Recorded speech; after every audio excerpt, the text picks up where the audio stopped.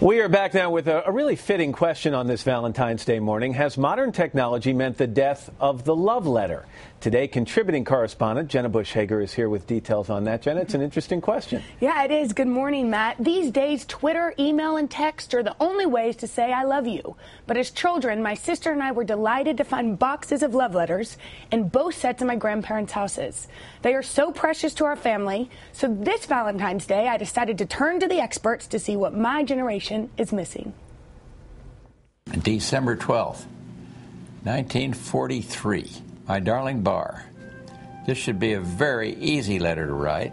My grandparents have been writing each other love letters for more than 60 years. I love you, precious, with all my heart, and to know that you love me means my life. They are precious letters filled with romance, longing, and promise. Like many of their generation, their letters were a part of their courtship and their only connection while they were separated by war. How important were those letters while you were overseas, Gamps? Oh, boy, in those days, they didn't have all this internet and telephones, and they had telephones, but not to talk in the fleet. So letters were everything. Right from mail call. The guy would come on the deck and say, mail, and it's Bush. It was wonderful. Even though my grandmother wrote often, her letters were lost at sea. On September 2nd, 1944, my grandfather's plane was shot down. He was saved, but the letters were not.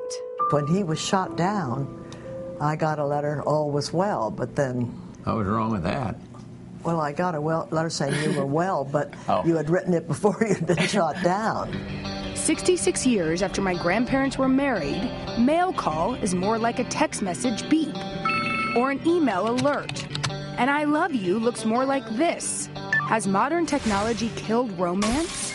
Love letters were around long before my grandparents got romantic notions. Beethoven wrote beautiful music and love letters to his immortal beloved. Winston Churchill famously penned racy letters to his wife Clementine. My maternal grandmother, Jenna Welch, also wrote to my grandfather every day while he was away at war. We discovered a box of letters she'd saved, even 13 years after he died. Hello, pretty little gal. I'd certainly like to be with you now. The orange reflection against the sky and the rain coming down makes me feel like if I was with you, nothing else would matter. My grandfather shipped off for war 3 weeks after they married. It is terrible to love someone like I love you and can't be with them. Do you like rereading these love letters? Yeah. She would live for his letters, and he would live for her picture. Can you believe you took a picture like that? Well, it's not bad. No, it's not bad. It's beautiful, but in the bathtub, it's a sexy photo. These letters are an archive of love and a reminder of a time when simple gestures brought and kept a couple together. Good night, my beautiful. Every time I say beautiful, you about kill me, but you'll have to accept it. So why would she kill you when you called her beautiful? Well, she modest lass. But you were very beautiful. We have your engagement picture. Yeah. The first picture, Not bad now. Not bad now. I feel like wrinkles. Lucky now. Wrinkle Stiltskin. Love letters were a part of my grandparents' lives, a beautiful part of their personal history. And without those letters, there wouldn't be moments like these. January 6, 1994. For Barbara Pierce from GHWB. Will you marry me? Oops. I forgot you did that 49 years ago today. I was very happy on that day in 1945, but I'm even happier today. You've given me joy that few men know. I've climbed perhaps the highest mountain in the world, but even that cannot hold a candle to being Barbara's husband. Mom used to tell me, now, George, don't walk ahead. You never listened to your mother.